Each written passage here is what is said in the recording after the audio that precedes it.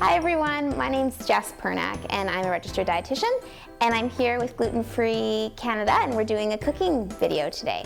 So this recipe is super simple. It's just crispy fish tacos. And the first thing you want to do is actually start cooking your fish. So to be really simple and really lazy, this is probably one of my favorite gluten-free crispy fish fillets. It's so hard to find a gluten-free fish fillet out there. This makes a delicious fish and chips as well as it makes amazing fish tacos. So love this brand. So you want to preheat your oven to 450 and then you want to cook these for about 20 minutes. Simple as that in the oven. So the magic of TV, we already have our fish tacos or the fish fillets already pre-cooked. So typically what you're going to use is you're going to be using a corn tortilla, which is 100% gluten-free. I would say probably because of the size of the tortilla compared to the fish, you want to cut the fish in half. So I would say one taco is about half of a fish. So cut those in half. And then the other part of a fish taco is usually the slaw. So again, we're gonna be super lazy and make this super easy. We're gonna use a pre-cut up bag of coleslaw. So this one has like green cabbage and purple cabbage as well as carrots, and there's actually some broccoli in here too.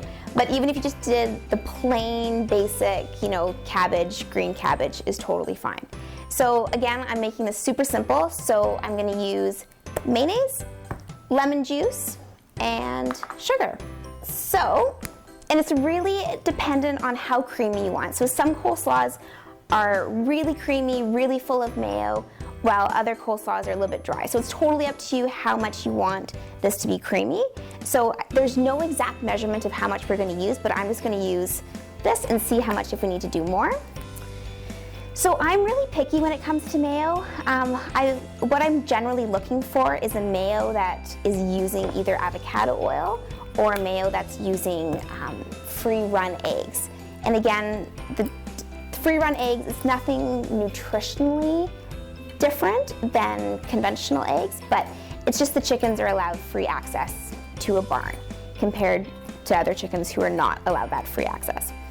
So as you can see, that the amount of mayo that we used was just not enough unless you really want a dry coleslaw. So I'm gonna add a little bit more mayo. So the beautiful thing about cabbage is whether it's super cut up or even more finer than this, cabbage is an amazing vegetable because it's one of those cruciferous vegetables, which is really great for so many different things, lots of anti-inflammatory nutrients. Cabbage is one of those things. Any dark leafy greens are so amazing for us. So that's kind of a nice amount of creaminess. You also want to add some lemon to your coleslaw. Make sure you take out those seeds because you don't want to be munching on those seeds. I think I probably only need a quarter of a lemon to actually get some flavor in there. And then unfortunately you want to do a little bit of sugar, don't tell anyone, but the sugar just makes it a little bit sweet and just makes it delicious and easy.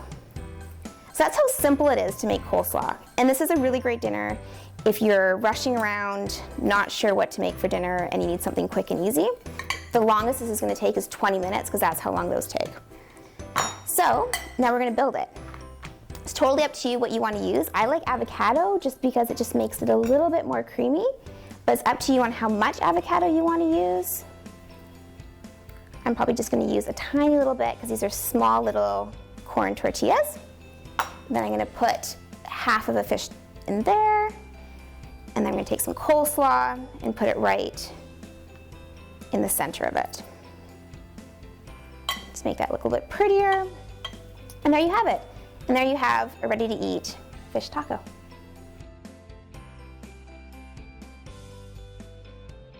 So today we are talking about international travel.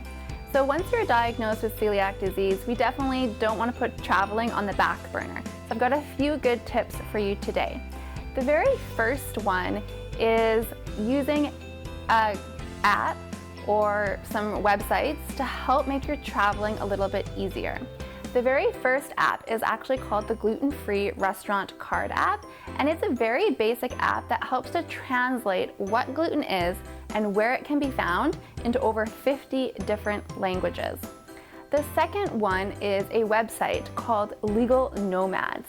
Now, Legal Nomads is very similar to the Gluten-Free Restaurant Card app, except that it gives you a little bit more detail for tricky cuisines like Malaysian or Japanese, and so you can navigate those confidently when you're overseas.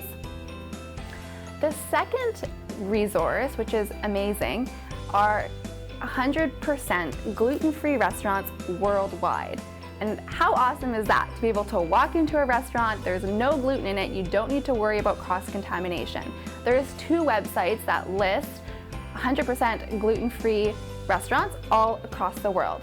The very first one is the celiacmd.com, and the second one is for glutensake.com. The third and final resource that I have for you is actually the Canadian Celiac Association Facebook group page. So you can request to be added to this on Facebook, and there's over 11,000 members. The great thing about this is there's many celiacs that love to travel, and you can search a Facebook group page. So in the search function, if you're looking to travel to an all-inclusive Mexican resort, type in the name of that hotel into your search function, and multiple celiac people who are talking about going to that hotel, their threads will pop up, and you can read through everybody's reviews.